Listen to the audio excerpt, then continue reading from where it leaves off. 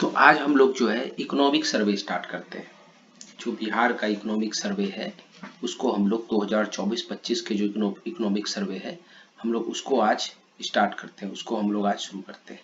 ठीक है, तो 2024-25 के इकोनॉमिक सर्वे को हम लोग 2024-25 का जो इकोनॉमिक सर्वे है इसको हम लोग आज शुरू करते हैं। बिहार का आर्थिक सर्वेक्षण, बिहार का आर्थिक सर्वेक्षण को हम लोग शुरू करते हैं। ठीक है, तो आर्थिक सर्वेक्षण बिहार के वित्त विभाग के द्वारा जारी किया जाता है। क्वेश्चन आ सकता है कि बिहार का आर्थिक सर्वेक्षण किस विभाग के द्वारा जारी किया जाता है, तो वित्त विभाग के द्वारा जारी किया जाता है। आर्थिक सर्वेक्षण कौन सा पढ़ रहे हैं? लेटेस्ट वाला 2024-25 को पढ़ रहे हैं। ठीक है, अब हम लोग इसमें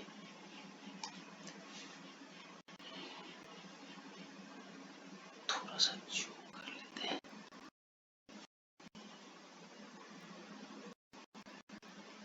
ठीक है, तो इसमें सबसे पहले संदेश पढ़ते हैं।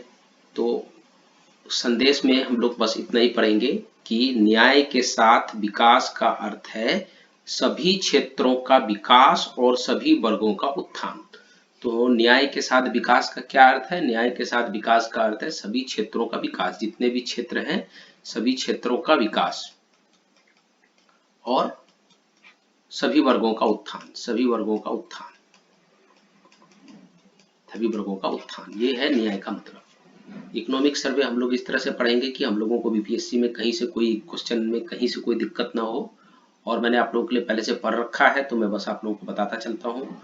3 से 4 वीडियो आएंगे, 40-45 मिनट के 3-4 वीडियो आएंगे, उसमें इकोनॉमिक सर्वे को हम लोग खत्म करेंगे और मैं गारंटी देता हूँ कि इससे बाहर सवाल आपका नहीं आएगा। इकोनॉमिक सर्वे से सवाल आता है तो इकोनॉमिक सर्वे किसने पेश किया? तो सम्राट चौधरी सर ने पेश किया। सम्राट चौधरी जो बिहार के उप मुख्यमंत्री और वित्त मंत्री हैं, सम्राट चौधरी सर, उन्होंने पेश किया बिहार का इकोनॉमिक सर्वे को। ठीक है, तो ये हो गया हम लोगों की बातें।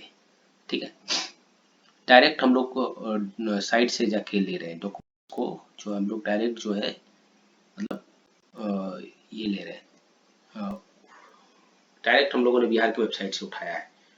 तो इसमें हम लोग जैसे इकोनॉमिक सर्वे को चैप्टर में बांटा गया, तो पहला चैप्टर क्या है? बिहार की अर्थव्यवस्था एक अवलोकन। मतलब बिहार की अर्थव्यवस्था के बारे में एक अवलोकन पहले चैप्टर में दिया है, जिसमें बृहदार्थिक अवलोकन है, बिहार की अर्थव्यवस्था की संरचना के बारे में पढ़ना है, प्रति व्यक्ति सकल राज्य घरेलू उत्पाद क्या होता है, सकल स्थिर पूंजी निर्माण क्या होता है, सब बताऊंगा मैं आपको। सकल राज्यगत मूल्यवर्धन और रोजगार क्षेत्रवार हिस्सा स्थिर मूल्य पर क्या है, मूल्य और मुद्रास्फीति का क्या सीन चल रहा है, क्षेत्रीय विषमता कहाँ कहाँ है, और बिहार आर्थिक सर्वेक्षण 2025 की रूपरेखा के बारे में पढ़ेंगे और राज्य का कुछ विवरण है उसको पढ़ेंगे। दूसरा जो अध्याय है वो राजकीय वित्त व्यवस्था के बारे में है, राजकीय वित्त व्यवस्था के बारे में दूसरा है, जिसमें कि राजकोषीय प्रदर्शन के बारे में है, घाटा प्रबंधन के बारे में है, वित्तीय स्थिति का अवलोकन है, ऋण प्रबंधन के बारे में है, ये सब चीजें। तीसरा चैप्टर कृषि एवं संबंधित क्षेत्रों से, इस तरह से करके जो है टोटल देखिए 4, 5, भौतिक अवसर अधिसंरचना 6, ई शासन 7, विद्युत क्षेत्र 8, ग्रामीण विकास 9, नगर विकास 10, वित्तीय संस्थाएं 11, मानव विकास 12, बाल विकास 13, पर्यावरण जलवायु परिवर्तन और आपदा प्रबंधन 14, इस तरह से टोटल 14 अध्याय में ये बटे हुए। यहाँ पे कुछ सब संक्षेप दिया हुआ है, जैसे कि अजा को क्या कहते हैं अनुसूचित जाति, अजाया को क्या कहते हैं अनुसूचित, ये सब मैं आप लोगों को बताता चल जाऊंगा, तो इसमें कोई दिक्कत है नहीं, इसमें कहीं से कोई दिक्कत आप लोगों को लेना नहीं, सब मैं बताता चला जाऊंगा, तो इसमें कहीं से कुछ लेना देना नहीं है, मैं बताता चल जाऊंगा कि CSP का क्या होता है, तो ग्राहक सेवा केंद्र को CSP कहते हैं, है ना, और उसका CSRP क्या होता है, समान सामाजिक निबंधन पोर्टल है, ये सब मैं बताता चल जाऊंगा आप लोग को। तो बहुत 600 पेज का लगभग है, तो इसमें से हम लोग के काम का ज्यादा होता नहीं है। देखिए ये सब चीज क्या काम का है हम लोगों का, है ना, देखिए सारा कुछ आप लोग को मिल जाएगा, जितने योजना है जो भी है सब कुछ आप लोगों को इसमें मिल जाएगा।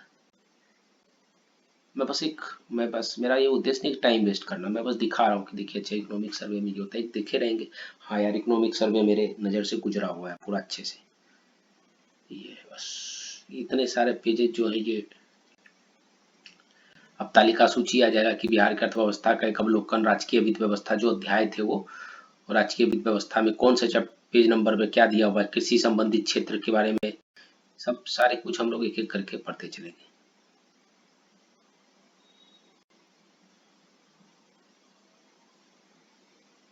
उद्यम क्षेत्र हो गया, जैसे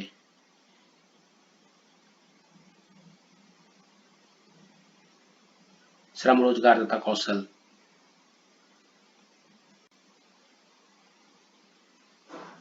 भौतिक संरचना के बारे में, ई शासन, विद्युत क्षेत्र, ग्रामीण विकास, नगर निगम, नगर विकास, वित्तीय संस्थाएं, मानव विकास, ह्यूमन डेवलपमेंट, बाल विकास, जलवायु परिवर्तन और आपदा प्रबंधन के बारे में 14 टोटल चैप्टर है जिसके बारे में पढ़ना है आप लोगों को।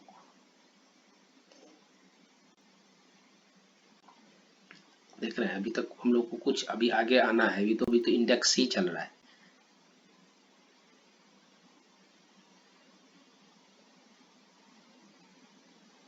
सारे विभाग के नाम दिए हुए, कौन कौन सा विभाग अभी आएगा, हम लोग उसको सबको देख लेंगे।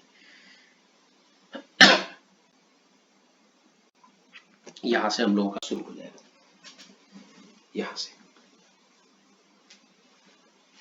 देखिए हम लोगों को सबसे पहले बिहार की अर्थव्यवस्था एक अवलोकन देखते हैं कि बिहार में क्या हुआ। तो यहाँ पे देखिए क्या लिखा हुआ है, आधार वर्ष 2011-12, आधार वर्ष 2011-12 चल रहा है, इसको 2022-23 करने के लिए प्रस्तावित किया गया है, लेकिन अभी जो है नहीं हुआ है, लेकिन उम्मीद है कि बहुत जल्द हो जाएगा। लेकिन अभी जो इकोनॉमिक सर्वे हम लोग पढ़ रहे हैं 2024-25 का, इसमें हम लोग आधार वर्ष जब भी बात करेंगे तो 2011-12 के बारे में बात करेंगे। तो आधार वर्ष 2011-12 पर आधारित आधारित गणना के अनुसार सकल राज्य घरेलू उत्पाद यानी जीएसडीपी क्या होता है अभी मैं आप लोगों को बताता हूँ। बहुत लोगों को पता होगा, जिनको नहीं पता होगा वो सुन लेंगे। के सबसे हाल के उपलब्ध आंकड़ों के अनुसार वर्तमान मूल्य का मतलब 2024-25 का इकोनॉमिक सर्वे है, तो 2024-25 के हिसाब से आधार वर्ष कहेंगे तो 2011-12 के साथ बिहार की अर्थव्यवस्था 2011-12 के 2.47 2,47,000 लाख करोड़ रुपए के 2,47,000 लाख करोड़ रुपए के 2.47 लाख करोड़ रुपए से 3.5 गुना यानी 3.5 गुना बढ़कर 8.54 लाख करोड़ रुपए यानी 8.54 करोड़ लाख करोड़ रुपए तक पहुंच गया है। तो सबसे पहले अगर क्वेश्चन आता है, पहला क्वेश्चन क्या आ सकता है कि 2011-12 की तुलना में हमारा जो वर्तमान मूल्य पर जो हमारा बिहार का अर्थव्यवस्था है वो कितना गुना बढ़ा है। ऑप्शन 3.5 गुना, ए नंबर दे देगा। ऑप्शन 4 गुना, ऑप्शन 4.5, सी नंबर में ऑप्शन 4.5 गुना, डी नंबर में ऑप्शन 5 गुना, तो 3.5 गुना बढ़ गया है। दूसरा कह सकता है कि कितना था, तो 2.47 लाख करोड़ से 8.54 लाख करोड़ हो गया है। तो ऑप्शन दे सकता है कि 2011-12 के अनुसार बिहार की जो अर्थव्यवस्था है वो कितना लाख करोड़ रुपए 2023-24 में पहुंच गया है, तो 8.54 लाख करोड़ रुपए ये पहुंच गया है। ठीक है, तो 8.54 लाख करोड़ रुपए ये पहुंच गया है। तो हम लोगों ने इसमें देख लिया, हम लोगों ने पहला चीज देखा कि 2011 जो आधार वर्ष 2011-12 से हमारा जो अर्थव्यवस्था है वो 3.5 गुना 2024-25 में बढ़ गया, 2.47 लाख से 2.47 लाख से 8.54 लाख रुपए पहुंच गया। 2.47 से 8.54 लाख पहुंच गया। ये डेटा याद रखना है, 3.5 गुना 2.47 2011-12 के हिसाब से 2024-25 में कितना हो चुका है, तो 8.54 लाख हो चुका है। अब देखिए यहाँ पे क्या लिखा हुआ है, 2023-24 में सकल राज्य घरेलू उत्पाद। अच्छा, सबसे पहले हम लोग पढ़ लेते हैं कि सकल राज्य घरेलू उत्पाद होता क्या है, जीएसडीपी होता क्या है। तो जीएसडीपी होता है कि किसी राज्य की भौगोलिक सीमाओं के अंदर एक निश्चित अवधि में, किसी राज्य की भौगोलिक सीमाओं के अंदर एक निश्चित अवधि में उत्पादित सभी वस्तुओं और सेवाओं का कुल मौद्रिक मूल्य।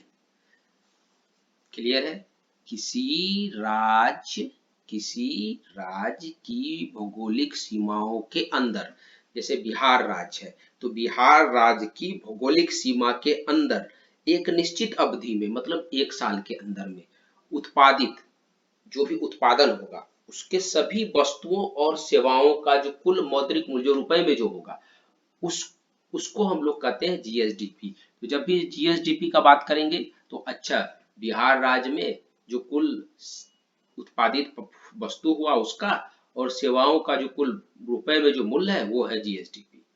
और एक वित्तीय वर्ष के लिए जीएसडीपी का गणना किया जाता है। इसमें प्राथमिक क्षेत्र, द्वितीयक क्षेत्र और तृतीयक क्षेत्र से होने वाले उत्पादन के आधार पर इसकी गणना की जाती है। अगर प्राथमिक, द्वितीयक, तृतीयक क्षेत्र भी आएगा, मैं उसको बता दूंगा। यूपीएससी में सवाल भी पूछा था 2024 में या 2023 में 2024 में पूछा था, आसान सा सवाल था वो।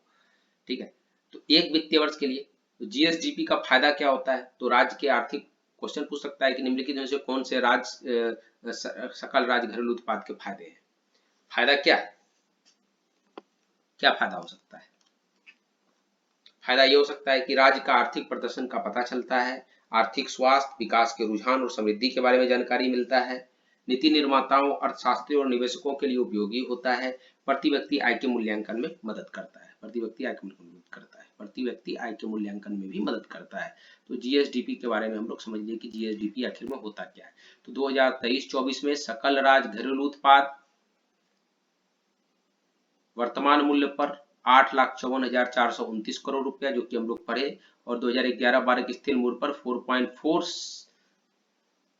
4,64,540 करोड़ रुपया अनुमानित है। अब बोलेंगे सर ये 2011-12 के स्थिर मूल्य पर तो आप बताए थे 2.54 2011-12 में हमारा था, जैसे 2024-25 में हमारा जो वर्तमान मूल्य पर जो सकल राज्य घरेलू उत्पाद है वो 8,54,429 करोड़ रुपए हो गया। तो अगर इसको हम लोग आधार वर्ष यानी 2011-12 के स्थिर मूल्य पर अगर हम लोग देखें तो 4,64,540 हो गया है। अब यहाँ पे आप लोग कंफ्यूजन हो रहा होगा कि ये आधार वर्ष, उस समय आपने बोला 2011-12 में 2.47, इस समय बोल रहे हैं कि आधार वर्ष पर 4,64,000। कंफ्यूज नहीं होना है। ये जो मैंने बोला 2.47, जैसे इसको 2011 ना मान के अगर 2010 मानते तो 2010 में 2,47,000 से थोड़ा कम था, और 2024-25 में ये हो गया 8.54 लाख करोड़ रुपया।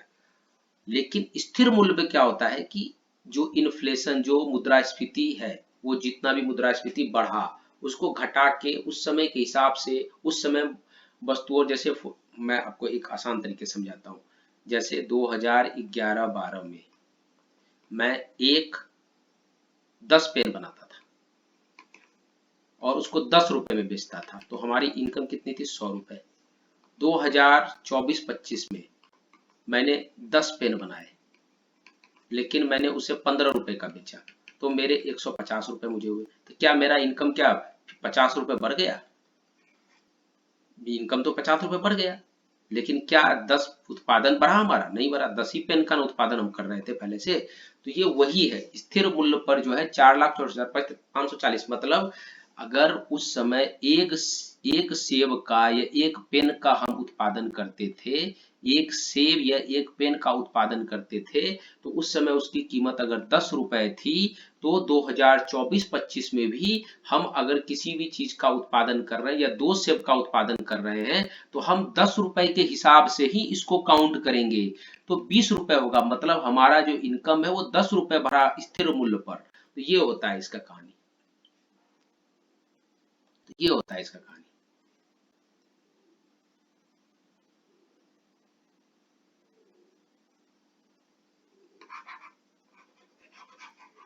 समझ में आ गया? आई होप कि समझ में आ गया आप लोगों को।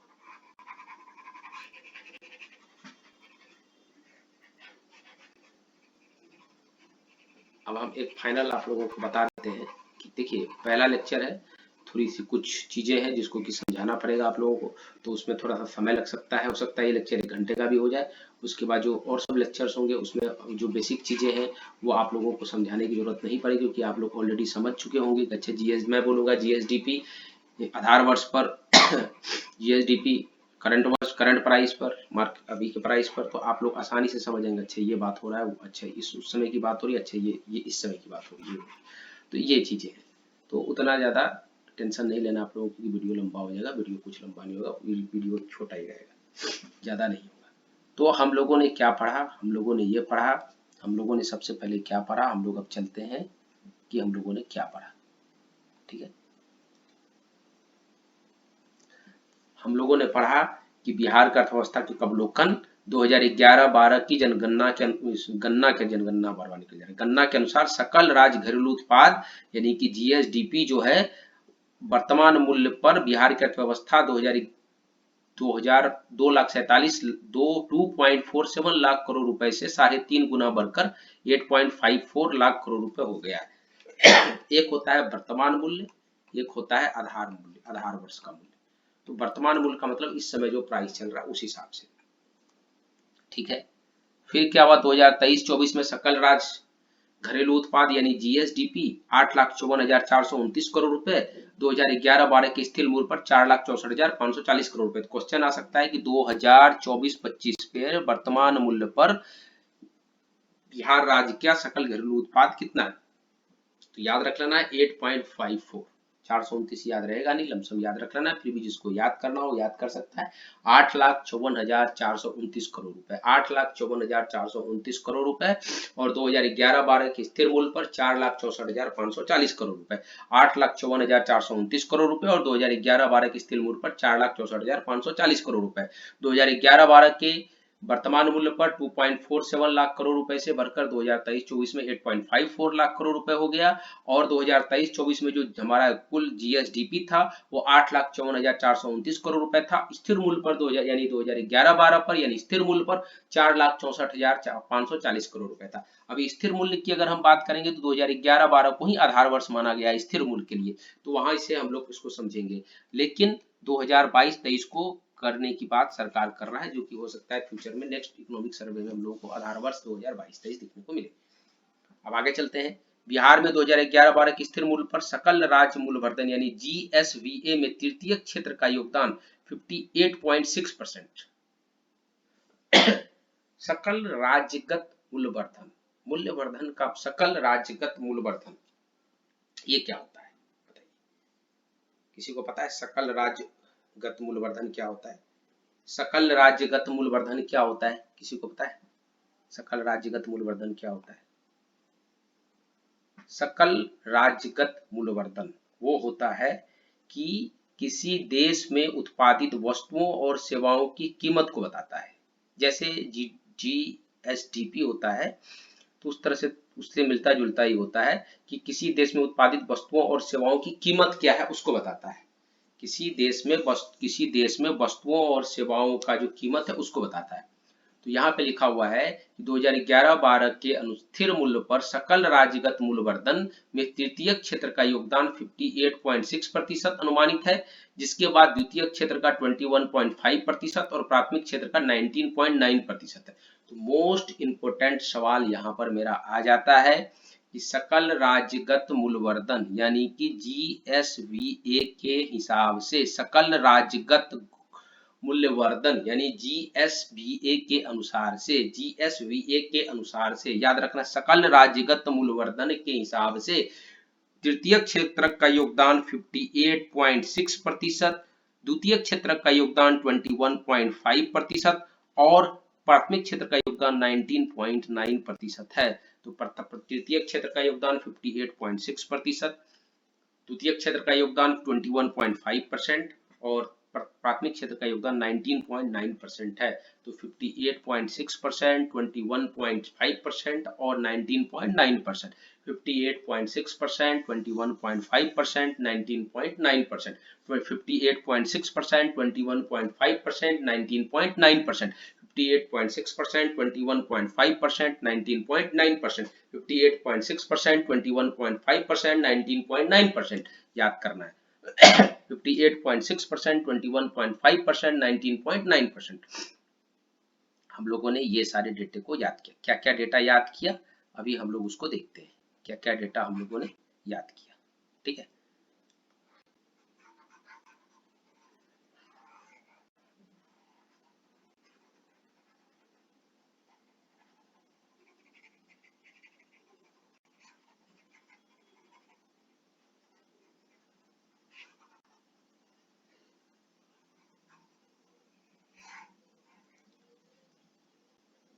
हम लोगों ने पहला डेटा याद किया कि 2011-12 से 2.47 लाख से 3.5 गुना बढ़ गया, 2024-25 में 8.54 लाख करोड़ रुपए हो गए। ठीक है, 2024-25 में हमारा जो कुल इनकम है 8,54,429, मतलब जीएसडीपी हो गया 8,54,429 रुपए हो गया, और स्थिर मूल्य पर यानी 2011-12 के हिसाब से 4,64,540 करोड़ रुपए हो गया, जिसमें सबसे ज्यादा योगदान तृतीय क्षेत्र का रहा 58.6%, द्वितीय क्षेत्र का योगदान 21.5% और प्राथमिक क्षेत्र का योगदान 19.9% रहा। ये डेटा है जो कि हम लोग के लिए मोस्ट इंपोर्टेंट है, एग्जाम में सवाल पूछ लेते।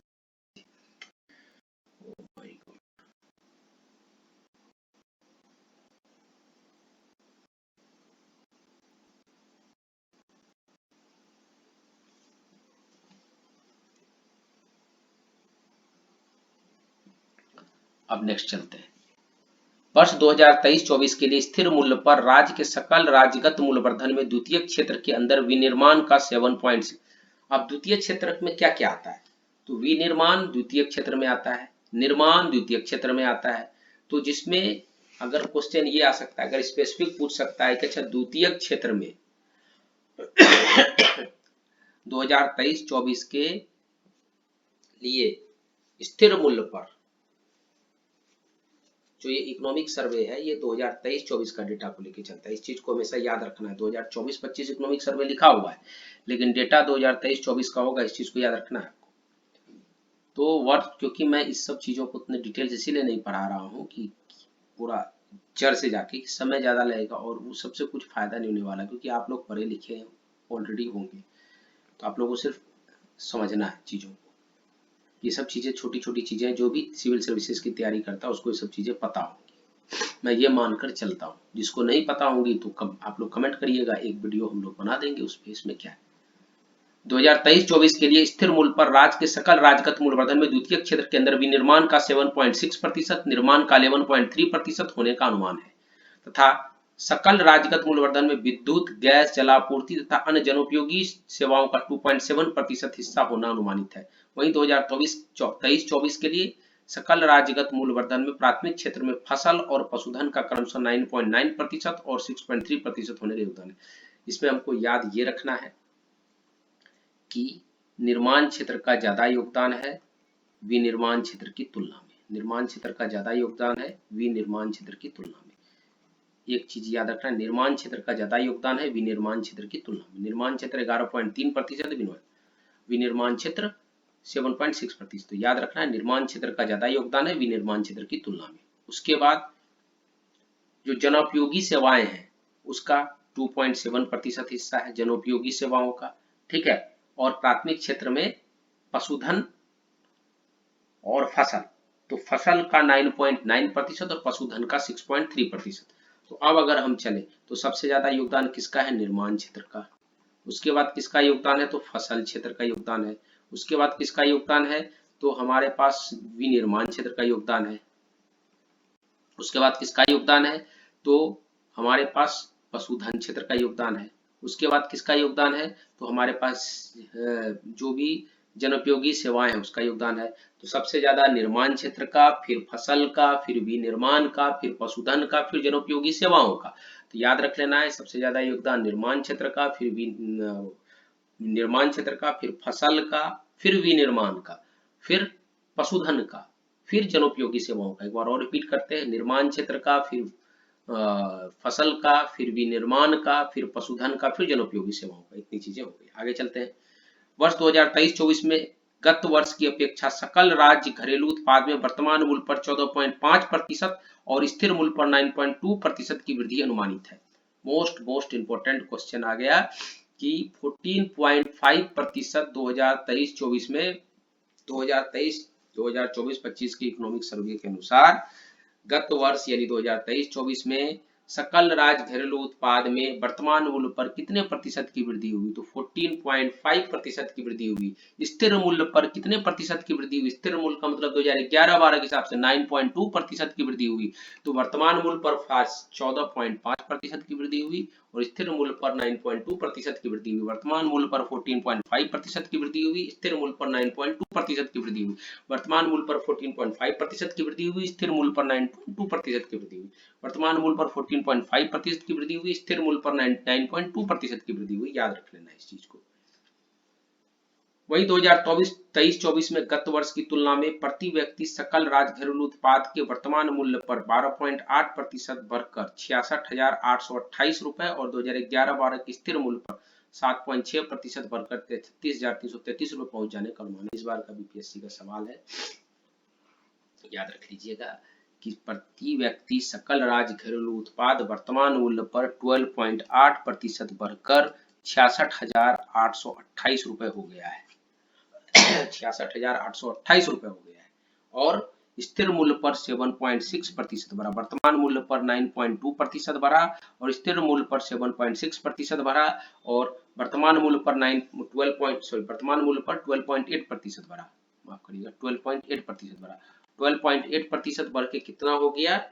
तो 12.8% बढ़ के 66,828 रुपए हो गया और स्थिर मूल्य पर 7.6% बढ़ के 36,333 रुपए हो गया। वर्तमान मूल्य पर 12.8% बढ़कर 66,828 रुपए हो गया। वर्तमान मूल्य पर 12.8% बढ़कर 66,828 रुपए हो गया। वर्तमान मूल्य पर 12.8% बढ़कर 66,828 रुपए हो गया। वर्तमान मूल्य पर 12.8% बढ़कर 66,828 रुपए हो गया। वर्तमान मूल्य पर 12.8% बढ़कर 66,828 रुपए हो गया। वहीं स्थिर मूल्य पर यानी 2011-12 में 7.6% बढ़कर 36,333 रुपए हो गया। याद रखना है, वर्तमान मूल्य पर 12.8% बढ़कर 66,828 रुपए हो गया।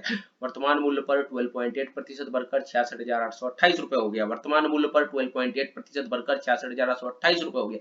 वर्तमान मूल्य पर 12.8% बढ़कर 66,828 रुपए हो गया।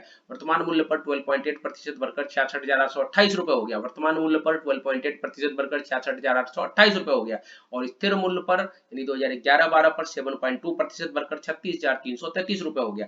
12.8 66,828, 7.2 36,333। तो याद रखने हैं इस डेटा को हम लोगों को, ठीक है। अब बोलेंगे सर डेटा तो बहुत हो गया, डेटा बहुत हो गया तो डेटा को हम लोग रिवीजन कर लेते हैं। ये सिर्फ इसी चीज में हम लोगों को जो है पहले वाले लेक्चर में कुछ चीजें हैं जो याद करनी है अच्छे से, बाकी धीरे धीरे चीजें कम याद कर रही होंगी। थोड़ा सा ये टफ कह सकते हैं, रट्टाफिकेशन है, लेकिन क्या करिएगा, एग्जाम में आता है और उतना पढ़ते हैं एक भी क्वेश्चन नहीं आएगा, लेकिन इससे गारंटी है कि 2 से 3 क्वेश्चंस और इनडायरेक्टली कहें तो 5 से 6 क्वेश्चन डायरेक्टली इनडायरेक्टली आपके कहीं नहीं गए। तो क्या करेंगे, मजबूरी है, पढ़ना पड़ेगा। और अगर आप बिहार के सेवा में जाएंगे, अगर आपको बिहार के बारे में नहीं पता क्या स्थिति चल रही है इकोनॉमी का बिहार में, तो कैसे ठीक रहेगा, है ना। हम लोग अब चलते हैं शुरू से, डेटा क्या क्या किया। तो 2011-12 का वर्तमान मूल्य पर, है ना, 2.47 लाख करोड़ रुपए से 3.5 गुना बढ़ गया, 3.5 गुना बढ़ गया और 8.54 लाख करोड़ रुपए हो गया, ठीक है, ये हो गया। उसके बाद 2023-24 में बिहार की जीडीपी कितने की 8,54,429 करोड़ रुपए लोगों पे हो गया, है ना, 8,54,429 करोड़ रुपए हो गया, ठीक है। और स्थिर मूल्य पर 4,64,540 रुपए हो गया। स्थिर मूल्य पर कितना हो गया, 4,64,540 रुपए हो गया और स्थिर मूल्य पर कितना हो गया, नहीं 2011-12 पे कितना हो गया, 4,64,540 करोड़ रुपए हो गया। ये याद हो गया, ठीक है, ये चीजें कंप्लीट हो गई। सबसे ज्यादा योगदान निर्माण क्षेत्र का है, फिर फसल का है, फिर विनिर्माण का है, फिर पशुधन का है, फिर हमारा जो सेवाएं हैं, जनोपयोगी सेवाएं हैं, उसका हो गया। सेवाएं जो है जनोपयोगी सेवाएं हैं, उसका हो गया। इस चीज को याद रख लेना है। और अभी एक डेटा हम लोगों ने पढ़ा कि ये डेटा पढ़ा कि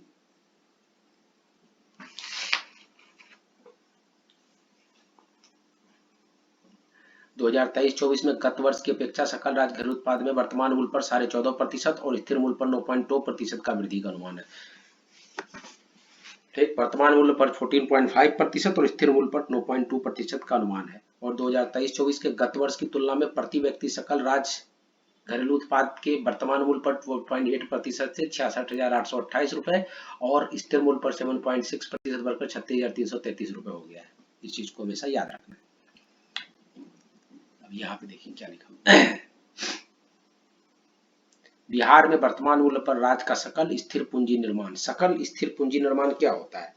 सकल स्थिर पूंजी निर्माण होता है कि किसी निश्चित अवधि में निवासी उत्पादकों द्वारा अस्थायी परिसंपत्तियों में किया गया निवेश। क्योंकि नाम से पता चल रहा है स्थिर पूंजी, तो अस्थायी परिसंपत्ति में जो हम लोग निवेश करेंगे उसको कहते हैं स्थिर पूंजी निर्माण। तो 2019-20 के 9,346 करोड़ रुपए से 38,386 करोड़ रुपए 2023-24 में पहुंच गया है। तो हम लोग को बस इतना याद रखना है कि 2019-20 की तुलना में इस सकल स्थिर पूंजी निर्माण में भी बढ़ोतरी हुआ है। वही वर्तमान मूल्य पर राज्य के सकल राज्य घरेलू उत्पाद के प्रतिशत के बतौर सकल स्थिर पूंजी निर्माण में भी उल्लेखनीय वृद्धि हुई है, और जो कि 2019-20 में 1.6% था, अब 2023-24 में 4.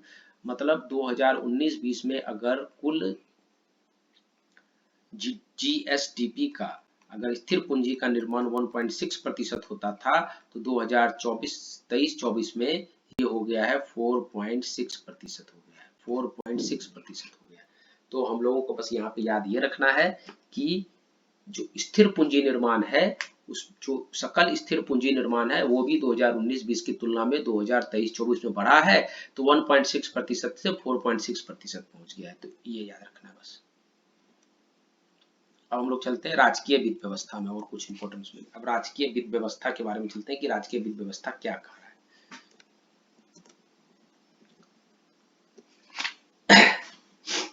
वित्त वर्ष 2023-24 में राज्य सरकार का कुल व्यय 2,52,082 करोड़ रुपए था। कुल व्यय 2023-24 में राज्य सरकार का कुल व्यय कितना था? तो 2,52,082 करोड़ रुपए था।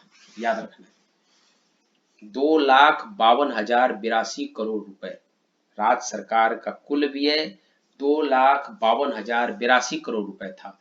और 2023-24 के कुल व्यय में योजना व्यय 1,01,835 करोड़ रुपए और स्थापना और समर्पित व्यय 1,50,247 करोड़ रुपए था। तो यहाँ पे सवाल कैसे आ सकता है? तो राज्य सरकार का कुल व्यय मोटा मोटी याद रख लेना है। अच्छा, राज्य सरकार का जो कुल व्यय है 2023-24 में 2,52,000 रुपए के आसपास, 2,52,000 करोड़ रुपए के आसपास था। और एग्जैक्ट याद रखना है, कोई रट्टाफिकेशन वाले हैं तो 2,52,082 करोड़ रुपए था। ठीक, और जिसमें योजना व्यय कम था, स्थापना और समर्पित व्यय ज्यादा था। तो स्टेटमेंट बना के पूछ सकता है कि 2024-25 के इकोनॉमिक सर्वे के अनुसार वित्त वर्ष 2023-24 में राज्य सरकार के कुल व्यय में योजना व्यय का योगदान कुल स्थापना एवं समर्पित व्यय से अधिक था। तो स्टेटमेंट मेरा गलत हो जाएगा, क्योंकि योजना व्यय का खर्च सिर्फ 1,01,835 करोड़ रुपए है, जबकि स्थापना और समर्पित व्यय पर खर्च 1,50,247 करोड़ रुपए है। तो ये हो गया ये चीजें। ठीक है, तो कुल व्यय कितना था? तो 2,52,082 करोड़ रुपए था, जिसमें योजना व्यय 1,01,835 करोड़ रुपए और कुल स्थापना एवं समर्पित व्यय 1,50,247 करोड़ रुपए था। इतना डेटा याद नहीं रख पाएंगे, बस हम लोग को समझ लेना है कि अच्छा योजना व्यय पर खर्च कम था, स्थापना और समर्पित व्यय पर खर्च ज्यादा था। स्थापना एवं समर्पित व्यय क्या होता है? जैसे सैलरी देना हो गया, कुछ सब्सिडी देना हो गया, उस सब चीजों पर। आगे चलते हैं। वर्ष 2023-24 में राज्य सरकार के कुल व्यय में राजस्व व्यय 1,90,514 करोड़ रुपए और पूंजीगत व्यय 61,568 करोड़ रुपए था। अब राजस्व व्यय क्या होता है और पूंजीगत व्यय क्या होता है? तो राजस्व व्यय का मतलब होता है कि जैसे सैलरी हो गया, मतलब जिससे कुछ चीजों का निर्माण ना होता हो, जिससे पूंजी का निर्माण ना होता, वो है कि हमें खर्च करना है। जैसे बच्चों घर को देखें तो बच्चों के स्कूल की फीस राजस्व व्यय है, उसमें देना ही देना है। खाने का खर्च, कपड़े का खर्च, वो राजस्व व्यय, वो देना ही देना है। पूंजीगत व्यय में क्या होगा? जैसे हमने कोई बिल्डिंग बना लिया, किराए पे दे दिया, तो वो हो गया पूंजीगत व्यय। मैंने क्या, अच्छा बिल्डिंग बनाया, मैंने 10 लाख रुपए खर्च किया, उससे मेरा इनकम हो रहा है, तो वो पूंजीगत व्यय हो गया। तो राजस्व और सरकार के हिसाब से देखें तो जैसे रोड बनाना, इंफ्रास्ट्रक्चर बनाना, नई फैक्ट्रियां बनाना, ये सब पूंजीगत व्यय हो गया। और राजस्व व्यय में जैसे सैलरी देना हो गया, कुछ परमानेंट खर्च हो गया, सब्सिडी उपसिडी हो गया, सब राजस्व व्यय हो गया। तो राजस्व व्यय का योगदान ज्यादा है, पूंजीगत व्यय का योगदान कम है, इस चीज को भी हमेशा याद रखना है। वही राजस्व लेखे से प्राप्ति 1,93,347 करोड़ रुपए था, जिसके कारण 2,833 करोड़ रुपए का अधिशेष था। और 2023-24 में राज्य सरकार की पूंजीगत लेखे से प्राप्ति 60,313 करोड़ रुपए का था। तो यहाँ पे 2,833 करोड़ रुपए बहुत ज्यादा। तो यहाँ पे क्या था कि 2,833 करोड़ रुपए हमें ज्यादा मिला हुआ राजस्व प्राप्ति, लेकिन जो पूंजीगत लेखे से जो प्राप्ति हुआ वो कम हुआ। इस चीज को हमें याद रखना है। आगे चलते हैं। वर्ष 2023-24 में राज्य सरकार के राजस्व और पूंजीगत दोनों लेखों में 2019-20 की अपेक्षा वृद्धि हुई है, लेकिन पूंजीगत व्यय में उल्लेखनीय बदलाव आया है। इस अवधि में राजस्व व्यय 1.5 गुना बढ़ा है, जबकि पूंजीगत व्यय 3.1 गुना बढ़ गया। फलतः राज्य सरकार द्वारा किए गए व्यय के प्रतिशत में पूंजीगत व्यय का हिस्सा 2019-20 की 14% से बढ़कर 24, मतलब 2019-20 में पूंजीगत व्यय अगर 14% होता था तो 2023-24 में पूंजीगत व्यय 24% हो गया, 10% की बढ़ोतरी हो गई। इस चीज को याद रखना है।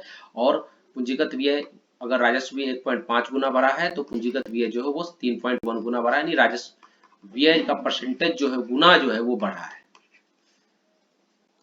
देखिए ज्यादा तो राजस्व व्यय ही है, लेकिन बढ़ा है 2019-20 की तुलना में 2023-24 में पूंजीगत व्यय बढ़ा है, राजस्व व्यय कम बढ़ा है, पूंजीगत व्यय ज्यादा बढ़ा है। इस चीज को याद रखना है। वित्त वर्ष 2023-24 में कुल राजस्व 1,61,965 करोड़ रुपए पहुंच गया, जो राजस्व प्राप्तियों में सबसे महत्वपूर्ण स्रोत है। कुल प्राप्तियों में कर राजस्व का हिस्सा 75.3% से बढ़कर 83.8% हो गया है। तो कर राजस्व जो है वो 83.8% हो गया, कर राजस्व। और वर्ष 2023-24 में कुल सहायता अनुदान 26,125 करोड़ रुपए था, जिसका कुल प्राप्तियों में 13.5% हिस्सा था, जबकि करोत्तर राजस्व में करोत्तर राजस्व में 5,257 करोड़ रुपए था, जिसकी प्राप्ति में 2.7%। करोत्तर राजस्व मतलब कर से अतिरिक्त राजस्व हो गया, जैसे कुछ इनकम हो गया सरकार को, जैसे सरकार ने कुछ, जैसे जो हमारा दक्षिण का जो पठारी भाग है हमारा दक्षिण बिहार का, तो दक्षिण बिहार का जो पठार वाला एरिया, वहां से जैसे मान लीजिए खनिज की नीलामी हो गई, उससे जो इनकम हो गया तो कर से अलग राजस्व हो गया, तो उसको हम लोग कर दिए। तो ये बस हम लोग समझ लिए कि ठीक है चलो यार वृद्धि हो रहा है बस। राज्य का कुल आधार 60,218 करोड़ रुपए 2023-24 में था। वहीं 2023-24 के अंत में कुल बकाया 3,32,741 करोड़ रुपए और 2023-24 में राज्य सरकार का कुल 17,606 करोड़ रुपए का भुगतान किया। मतलब बकाया ऋण जो है बिहार सरकार के पास भी है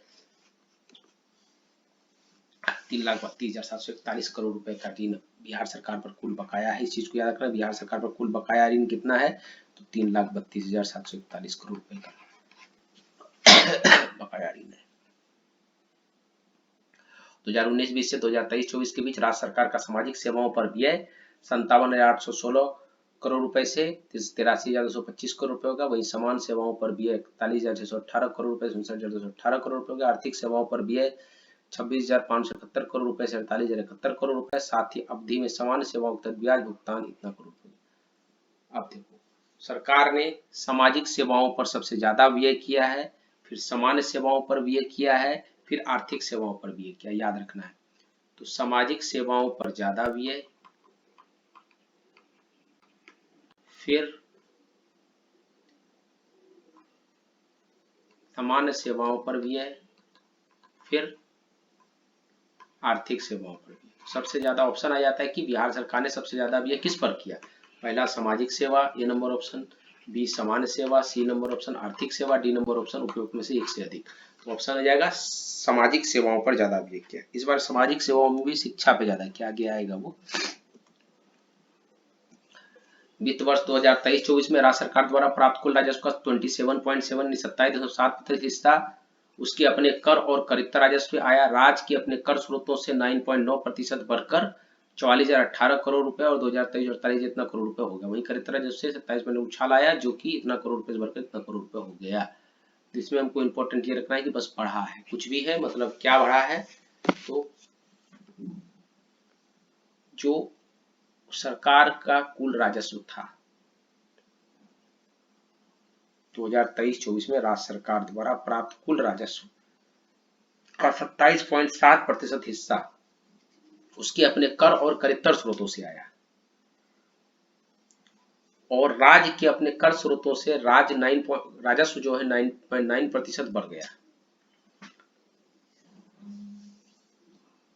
तो हमारा कुल सार ये कह रहा है कि राज्य सरकार द्वारा जो प्राप्त कुल राजस्व था वो 27.7% हिस्सा अपने कर और करेत्तर स्रोतों से आया और राज्य के अपने कर स्रोतों से राजस्व राज्य के कर स्रोतों से जो राजस्व हो वो बढ़ गया है और करेत्तर स्रोतों से भी राजस्व बढ़ गया। तो यहाँ पे सार ये है कि कर स्रोतों से भी राजस्व बढ़ गया, करेत्तर स्रोतों से भी राजस्व बढ़ गया। भाई जाहिर सी बात है, दिमाग में बैठा लेना है, ऐसे पूछेगा नहीं है लेकिन दिमाग बैठा लेना है भाई जाहिर सी बात है कि बढ़ेगा ही बढ़ेगा। हम लोग ये आज आखिरी अध्याय कृषि एवं संबंधित क्षेत्र को करते हैं और उसके बाद हम लोग इसको आज की लेक्चर को ही विराम देंगे।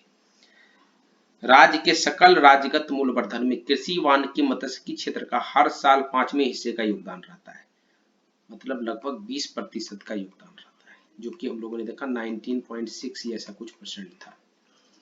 बिहार में खरीफ में धान और रबी में गेहूं फसल चक्र के प्रमुख हिस्से हैं। वर्ष 2022-23 और 2023-24 के बीच चावल का उत्पादन 21% और गेहूं का उत्पादन 10.7% बढ़ा है और मक्का का उत्पादन 66.6। तो सबसे ज्यादा मक्का का उत्पादन बढ़ा है, फिर धान का उत्पादन बढ़ा है, फिर गेहूं का उत्पादन बढ़ा है, इसे याद रख लेना है। वर्ष 2022-23 में आम का भी उत्पादन बढ़ा है, लीची के बागानों में भी का क्षेत्रफल भी बढ़ा है।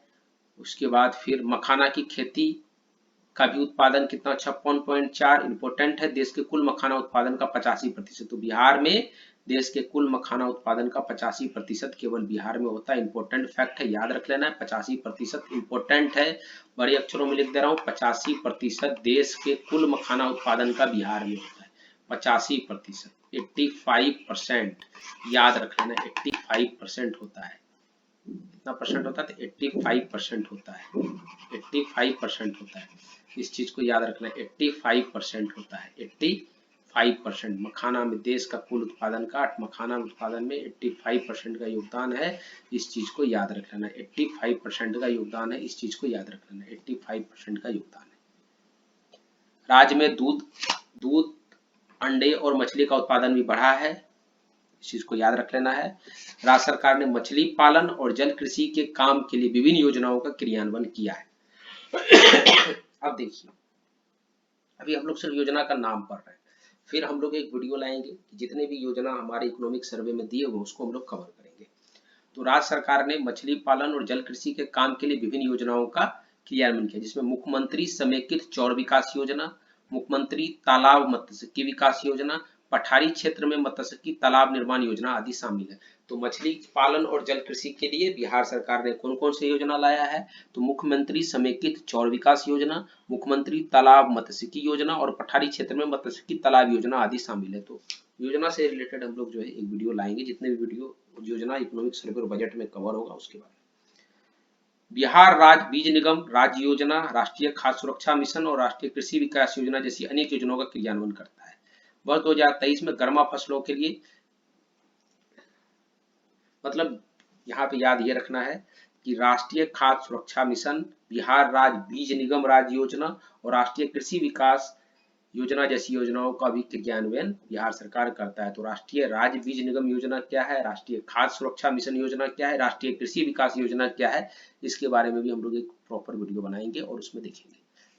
कृषि के यंत्रीकरण के लिए भी 11,900 लाख करोड़ रुपए स्वीकृत किए गए हैं और कृषि यंत्रीकरण पर उप मिशन के लिए भारत सरकार द्वारा 60% और राज्य सरकार द्वारा 40% का कृषि यंत्रीकरण पर भारत सरकार 60% देता है, राज्य सरकार 40%। यहाँ पे याद रखना है। बिजली की खपत कृषि क्षेत्र में 4.3% से बढ़कर 17.6% हो गया, तो मतलब बिजली की खपत भी बढ़ी है। बिजली के कनेक्शन बढ़ने के कारण सब्सिडी की रकम भी बढ़ गई है और 8 गुना वृद्धि को दर्शाती है, याद रखना। किसान क्रेडिट कार्ड योजना का पहुंच का विस्तार हुआ है और किसान क्रेडिट के तहत जो ऋण है वो भी बढ़ गया है, याद रख लेना बस। सिंचाई की अवसंरचना के निर्माण के लिए राज्य सरकार ने काफी अधिक निवेश किया है और सिंचाई पर कुल व्यय का 90% भाग पूंजीगत व्यय है। याद रखना है, सिंचाई पर जो कुल व्यय है उसका 90% भाग, ज्यादा भाग पूंजीगत व्यय है। उसके बाद जल जीवन हरियाली मिशन के तहत, जल जीवन हरियाली मिशन क्या है, अभियान क्या है, इसके बारे में हम लोग पढ़ेंगे। इसमें क्या किया गया है कि 2182 योजनाएं जो स्वीकृत थी, 2377 योजनाएं, उसमें से 2182 योजनाएं पूरी हो गई हैं। सिंचाई क्षमता का भी और जल भंडारण का भी बहाल हुआ है। 7 निश्चय 2 के अंतर्गत हर खेत तक सिंचाई के पानी कार्यक्रम के तहत 308.73 करोड़ रुपए की 707 योजनाएं पूरी हुई है, ये भी याद रखना है। जैविक कॉरिडोर योजना के दूसरे चरण में 20,000 एकड़ जमीन पर 19 किसानों के बीच वितरित की गई। मतलब जैविक कॉरिडोर योजना के दूसरे चरण में 20 एकड़ जमीन 19 किसानों को बीज वितरित की गई, जो योजना के पहले चरण में उसके अंग नहीं थे। तो जैविक कॉरिडोर योजना क्या है, इसके बारे में भी हम लोग आगे देख लेंगे। डीजल सब्सिडी योजना के बारे में भी है, जिसमें 6.3 लाख किसान को लाभान्वित हुए हैं डीजल सब्सिडी योजना से। योजना को सिर्फ हम लोग दिमाग में रखने, अच्छा ये योजना है। जलवायु अनुकूल कृषि कार्यक्रम का क्रियान्वयन बिहार के 30 जिलों में 2020-21 से 2024-25 तक अवधि के लिए किया जा रहा है, जिसमें 238.49 करोड़ रुपए आवंटित है। तो जलवायु अनुकूल कृषि कार्यक्रम क्रियान्वयन, तो ये भी योजना है, इसके बारे में भी हम लोग आगे देखेंगे, पढ़ेंगे। और कल के वीडियो में आगे हम लोग आगे का करेंगे। बहुत इकोनॉमिक सर्वे बहुत लंबा होगा, हमें लगता है 5-6 वीडियो लगेंगे, तब जाके इकोनॉमिक सर्वे कंप्लीट हो पाएगा। चलिए ठीक है, देखते हैं। धन्यवाद।